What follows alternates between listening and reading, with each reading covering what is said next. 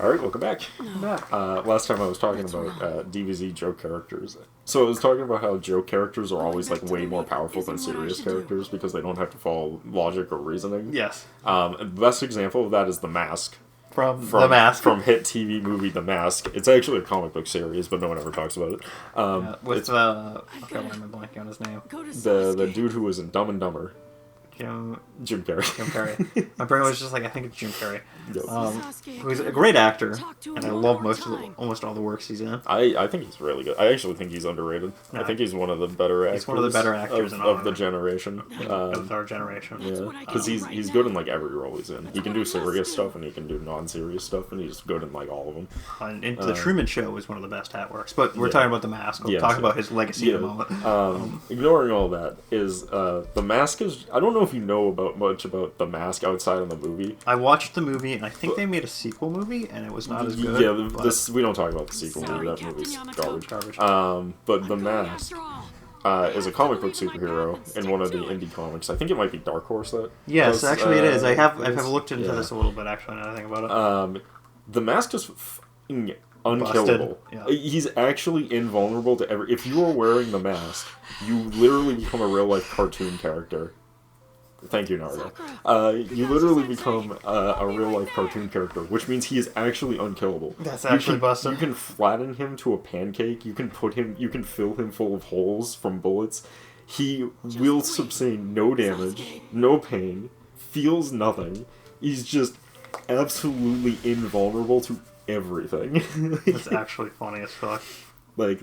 The movie has a great gag where they like riddle him with bullets and he's like, "Miss me," and he takes a drink and all the water comes out of all the bullets. Yes, I remember that one. And I'm like, that's peak example of fucking of the Mask's power. Like the dude is just the character is just actually unstoppable. The only downside of the Mask is that makes the exit within 10 minutes. Is that it completely takes over you completely. The Mask is not like a superpower. The Mask is literally a sentient entity that lives in the mask itself and grants powers to those, and then grants powers to those who wear it. But it's not like you're wearing the mask and I will grant you powers. It's you've put on the mask, I am now in control of your entire existence. It's kind of like the Dr. Fate. Yes. Actually, it's very similar to Dr. Fate. So, yeah, he gains control. Yeah. And my brain just shut off because I was just like, how does this work? What is stopping you from just running to the end? There isn't. Nothing. There is nothing. That's why I'm just running to the end. If you see this icon, the green icon at the end, it means you just need to get there. That's it. You just need to get there. The only reason I would have to kill people to do these in other missions is because I have sidekicks, and if you have a sidekick, both of you have to make it for it to register as the mission completed. So I'd have to fight stupid mission. Yeah. Well, I mean, you had to do it in 10 minutes. How long did that take me? 1 minute. 1 minute? Yeah. I'm just a professional. Dude, you got a 0 for defeated. No surprise, but I got an S for no damage, so think yeah, about the trade-off. So overall, I got you a B. Yeah, so think about the trade-off. I mean, look how fast I cleared it. S for clear time, less than S a minute. Damage. That's not freebie. Hop, hop, hop, hop, hop, hop. Hoping Gangnam Style. Hoping Gangnam Style. Dude, remember when Psy was popular? It's crazy. Now people were like, who's a Psy? It's all about those K-pop groups now. It's funny you say that. So, somebody made a comic, and I'm sure you've heard of K-pop Demon Hunters. I think I told you about it. Yeah. I'm sure you've seen something on it now. Yeah, people are really into it. So there's a concept in that movie called I think it's the Golden Hung Moon, which is a thing that seals demons in the world. Sure. The previous group dies. Oh no! One of the people is just like, oh no! Now who's gonna stop the? Who's gonna make it so this world doesn't get destroyed by demons? And then it's just music in the background. Oh my god! I'm just like, this is the greatest shit ever. Does Psy actually appear? Because that would be hilarious. No, but it was a comic they put in there, and I was just like, yeah, he is definitely the one. Oh, it was a okay. I thought it was. I thought it was in the actual movie. I was like, wait, really? That's sick. I was just like, yeah, this is the funniest shit. That's awesome. I love that idea. That's the funniest thing. Whoop. Open Gundam style. Huh. Gundam style. Huh. Dude, speaking of Asian territories, man, if you people ever want to buy something and import it from overseas, now is your time, because the Japanese dollar is horrendous compared to the US one right now. It's really bad. you can get things for really cheap right now from Japan. Just, think about it. Like, we're at the point where, like, the offset of the dollar pretty much pays for the shipping now. Like, you may as well just do it. Yeah, no, I've thought about it, but I'm also like, I just don't need things. Same. I'm like considering like purchasing a bunch of shit, and then I'm like, I really don't need this. This is all junk I don't need. But like at the same time, man, is it a great deal right now? Yeah, which is very funny to me, because normally like I keep contemplating just going onto their like Yahoo auction site, which is essentially Japan eBay, and just buying like a lot of just like hundreds of Sega Saturn games, because they're so expensive in the US. They're so expensive to buy Sega Saturn games, and they're not region locked. And they are region locked, but I have a region lock cart that region locks the console. So like, I'm like, man, I should just buy a lot of Saturn games and just be like, hell yeah. What's also very funny to me is, you could buy the Gundams, with the Gundam model kits, Yes. from like Amazon or Target or those places, and they're like $25. But if you buy them from Japan, they're like $13 for one, and it's just like, oh, dude, you could import a bunch of them. There's a lot of stuff like that because they're locally produced, so they're cheaper. So like, there's yeah, that would probably be cheaper to have it imported if that's the case. My sister was telling me about that, because she's like, those old K-pop groups apparently have these like light sticks that you take to the concerts. Yeah, they actually do have a reference to that in that K-pop Demon Hunter show. I'm sure they do. It's the most important part of K-pop. If you don't have one, you're a real fan. Yeah, you're right. Yeah, apparently they're like $13 in Korea. They're like $60 everywhere else. Of course. Of course. It's like, I'm like, damn, it's theoretically cheaper to go on vacation to Korea and then buy all the light sticks and resell them. And yeah, pretty much. Pretty much. I'm gonna go on vacation to Korea for a weekend, buy every light stick I can possibly find, and then resell them in the US for a huge markup. You can do that, probably. Pay for my trip. Make my trip free. Yeah, people probably do that. Oh, I'm sure people do that. I know a bunch of people that go to Japan just to, like, buy video games. And I mean, like, take a plane to Japan to go buy video games. And I'm like, you people are nuts. I'm like, even if they're cheaper in Japan, there's no way it's cheaper once you take into consideration travel, food, airfare. Yeah, and don't you have to, like, declare things? Hold on. Sasuke looks serious. I'm sure it's fine. I'm sure she'll be fine. Knows. No, he's feeling it. Yeah, doesn't he try to do this twice? First Kakashi stops it, and then Naruto does this. Yeah, exactly. That's exactly what happened. Yeah, but I think when you buy something in another country and you bring it back, you have to declare that you bought something overseas, so you have to pay a tax on it, but people probably don't. I was gonna say, I'm like, the answer to that is you just don't tell them you did that. Yeah. Because, like, how would they know? Yeah. But, yeah, dude, I get what you mean. Like, unless you're buying, like, multiple games in Japan, I don't think that's worth it. Yeah. So. Yeah. The idea is that they were, like, so much cheaper back then. Oh, which, like, is kind of true, but at this point, the game prices, even in Japan, have gone up, like, a lot, because Japan was like, hey, a lot of people are coming here and, like, buying our games. We should just keep upping the prices until they stop doing that. Yeah. Like, those password bros, but with video games. Pretty much. Yeah, like, it's essentially what it was.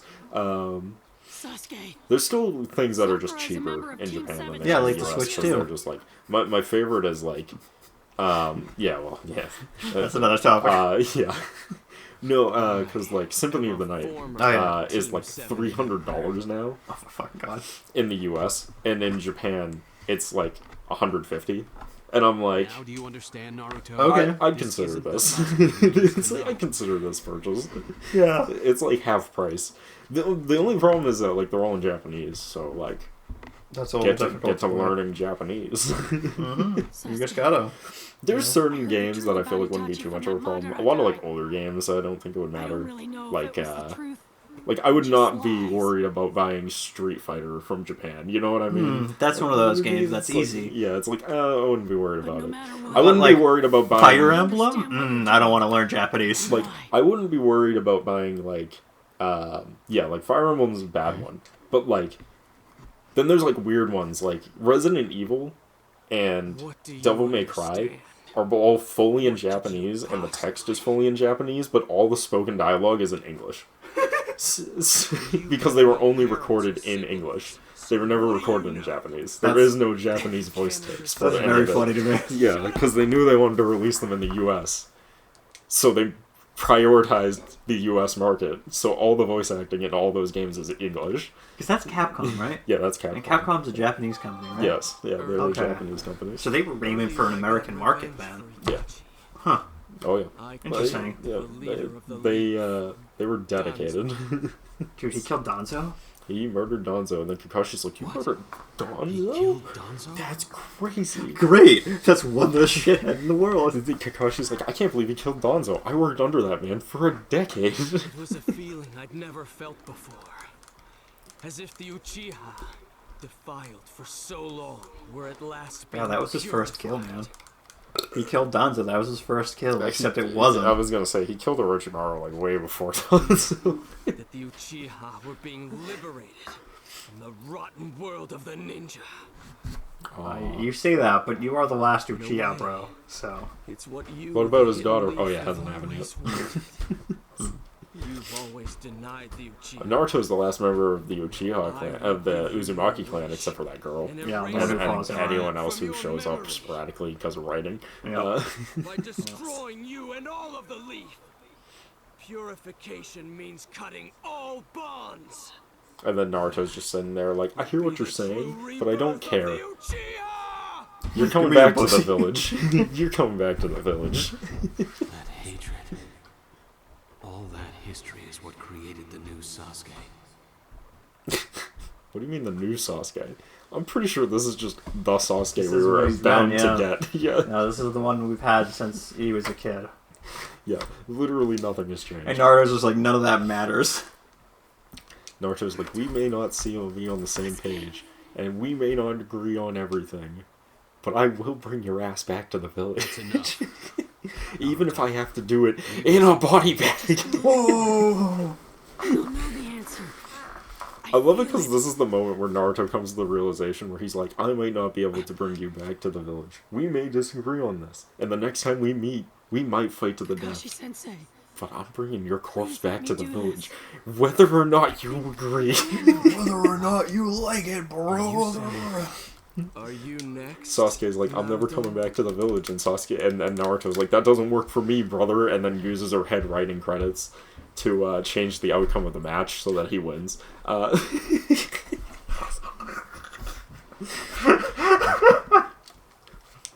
By the way, Hulk Hogan died recently, which is why I gotta make the reference, because I didn't really get a chance to talk about it. What an upsetting turn of events. He wasn't a great guy, and in the wrestling industry, you could argue he was a menace, but I still like his stuff. You can't argue that he wasn't arguably the most influential wrestler to ever live. That's certainly true, brother. He's gonna go up there. For me, if I was gonna, because people are always like, who's the Mount Rushmore? And I'm always like, if I had to pick the Mount Rushmore of like the most important people to wrestling that made wrestling popular in the mainstream, Andre the Giant, Hulk Hogan, The Rock, and John Cena. Yep. That's the four. Yeah, easy. Now, if I had to pick wrestlers that were my favorite and that I liked more, I'd probably want to put Austin in there somewhere. Because, man, Stone Cold Steve Austin's fucking awesome. I love him. Yeah. The Undertaker. The Undertaker. I would still put Hulk Hogan in. I just really like Hulk Hogan. Honestly, and then, in my opinion, Batista's in there.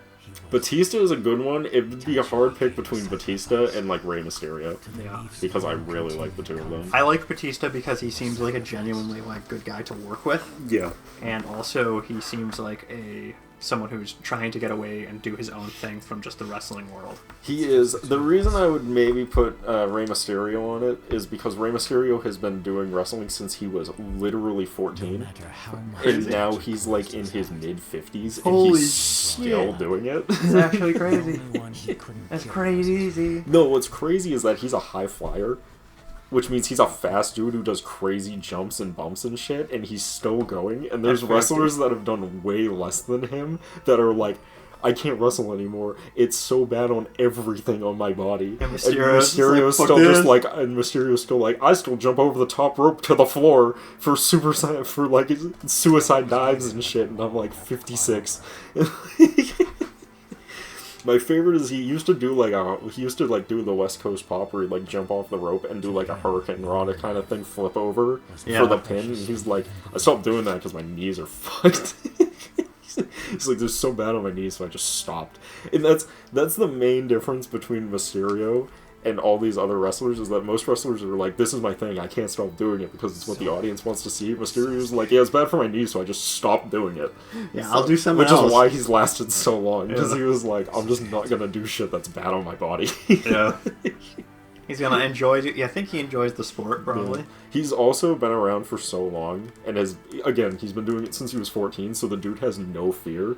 There's, like, an amazing story from Cody Rhodes, because he got a match with Rey Mysterio. Because I guess for some reason out of the blue, Rey Mysterio was like, hey, Cody, I want to do a match with you at WrestleMania. And Cody's like, wait, really? Because WrestleMania is a big deal. It's like a 6-figure night. Yeah, you work that night and you get paid like 6 figures for the one night. Like, so he's like, okay, sure. And he's like, but I don't want to do any of the work, so you figure it out. And just walked away. So Cody had to like come up with the entire match himself. And then pitch it to Ray, and Ray was like, yeah, sounds good. Because Ray's more of Ray likes propping up younger talent. Yeah, you were telling me that. So he's like, hey, you, new guy, you're going to WrestleMania match with me? It's all on you, good luck. Yeah, so that's the good thing, because I've heard a few people you've told me about say, like, there are certain athletes in the wrestling sphere who they are definitely, I am in the top, I'm not going to bring anybody else. There are so many. There's more than there isn't. Yeah, and then there are a couple who are like build up other athletes, which those are the ones you want to work with, which I heard like Mysterio. Yeah, you said Mysterio was one of them. I think I remember hearing Batista's like that. Batista, towards his later career, was. In his younger years, he was very like, I'm staying at the top of the card, motherfucker. Yeah. Big Show is good at that. Big Show, yeah. There's a lot. Undertaker. Yeah. But I've heard a lot of people who were not like that. Dwayne "The Rock" Johnson. Dwayne "The Rock" Johnson is not like that. He is not like that. Stone Cold Steve Austin wasn't like that until towards the end of his career, where he would put over people that he thought specifically were going to be the next face, which was essentially The Rock and a couple other guys. But outside of that, he was like, fuck you people. Yeah, I don't know about Cena. Cena in his later career was. Yeah, I also his younger career, he was, I'm top dog and you can't stop me, but at his... to the end of his career, he's been spending essentially the last like 5 years of his career just putting over younger talent. I think that also has to do with the industry, corporation trying to like push him as the main person for so long. Well, to give you an idea, his last 5 years, before his retirement tour, he was talking about, he's like, I haven't won a match in like over 12 months. He was booked strictly to lose. He would only put over younger talent. He would come in and then lose to a younger talent and be put over. It's very interesting. Yeah, and that was all he did for like the last like 2 years of his career. Which he's always been good with, as long as the person that he was putting over was like worth it. Good. It's not even that they were. It's more of his management felt like they were the next big thing, and less if he did. Because he put over, like, Austin Theory, and I'm pretty sure he put him over just because Mr. McMahon wanted him to. I'm pretty sure John Cena did not see Austin Theory as the next big thing. Yeah, and the fact that I don't even recognize that name. I haven't seen him on TV in, like, months. I don't know if that's because he's out on injury or if they just gave up on his push. I'm not sure. Because as soon as Mr. McMahon left, his push was gone. Like, so I'm pretty sure it was just because Mr. Who's McMahon in charge of it now? Is it Rock? No, Triple H. Triple H? Triple H is in charge of it. The Rock is an owner at TKO, which owns the UFC and WWE. But the actual person in charge of the day-to-day operations of the WWE, that's Triple H. Because he's boning the boss's daughter, right? It's funny because the boss's daughter left.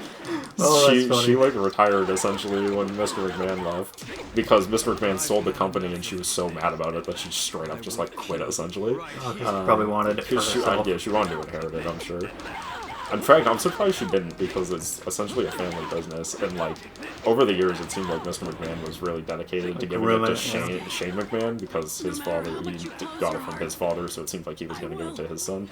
And then Shane and him had a lot of problems with each other because they did not agree on a business level on like anything. So Shane left, and I mean like for like a decade, and was just not seen. And then.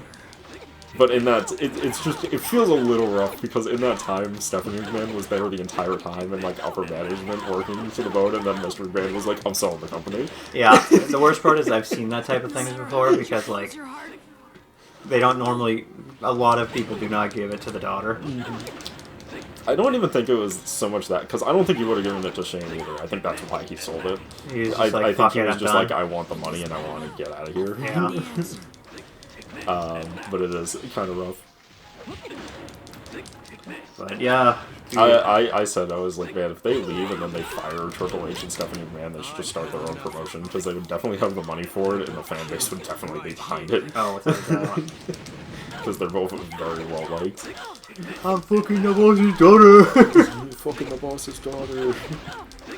You can't stop me because I'm fucking the boss's daughter. Oh yeah, to finish that Cody Rhodes story though. Speaking of Rey Mysterio, is that because Rey Mysterio's been around there for so long, right? He's been there for 14 years. He's worked in like multiple promotions, so and he knows if he leaves a promotion, another promotion is going to be willing to give him like a ton of money to go to their promotion. So he's like no fear of anything. Yeah. He's like doesn't give a shit what management says, does whatever he wants essentially. And what's funny about it is Cody Rhodes is talking about it, and he's like, alright, so like for your WrestleMania match, you have to go to Vince's office and pitch it to Vince. And he's like, normally when I go there, I knock on the door, see if he's still in there, and be like, oh hey, are you busy? Oh, that's fine, I'll come back later. He's like, I'm new, I've only been there for like a couple years. So, when Mr. McMahon's there, I'm like, pretty like, if you're busy, that's fine, I'll come back later. He's like, I meet up with Ray, he's like, you got it? He's like, yep. He's like, alright, cool. He goes to Mr. McMahon's office, he bang, bang, bang on the doors, and before Mr. McMahon even opens, he kicks the door open with his foot and just barges right in. He's like, hey, McMahon, I got a match for you. WrestleMania. And Cody's like, I knew really I'd knock first, wait for an answer. He kicked the door in, just walked right in, told fucking Vince McMahon that he had a match. Dude, I love him. I love him so much. And like that has like favorite child energy there. That's what I think of when I think of Rey Mysterio. Is just a person who's been at it for so long and is so over with the fans and knows exactly what he's worth that he can just walk right the fuck in and be like, "Hey, boss." Yeah, that's favorite child energy, and you're the golden child. Yeah. Oh, that's funny. And you can tell that Rey Mysterio is well liked by everyone because he got his son into wrestling with zero experience. Like, his son had, he was just like, I want my son to work here. And they were just like, well, you are Rey Mysterio, so he's hired. Yeah, that sounds about right. The irony is that people were just like, oh man, fucking Dominic is gonna be a Nepo hire. And now he's the biggest heel in the entire company. Oh, and he's like everyone's favorite wrestler because Dirty Dom is literally born to be a professional wrestler. One, Rey Mysterio comes from a stupidly long line of wrestlers. I mean, he's like a 4th generation wrestler. Dominic is essentially a 5th generation wrestler at this point. And Dominic is being trained directly by Rey Mysterio, someone who's been doing this since he was 14. You said he's 50s, so that's almost 30 years. Trained regularly on that, and then he's also trained by literally everyone who's friends with Rey Mysterio, and that includes people like Randy Orton, fucking Edge, fucking Christian Cage, fucking the Hardy Boys, Like, anyone you can think of under the sun is friends with Rey Mysterio, and they're all like, oh yeah, don't worry, Dom, we got you, we'll tell you what you should be doing in the ring. Here's where you're making mistakes. If you switch these up and start doing this stuff, you'll be getting way better reaction. Oh, that's funny. That is funny. Yep, that sounds about right. So yeah, they were killing it. Good old Dirty Dom. Dirty Dom. I used the Mangekyo Sharingan. Let's let this one read. The Mangekyo Sharingan! Sharingan! Alright, with that though, we're gonna have to pick this up in the next episode. We'll see you guys then. Peace.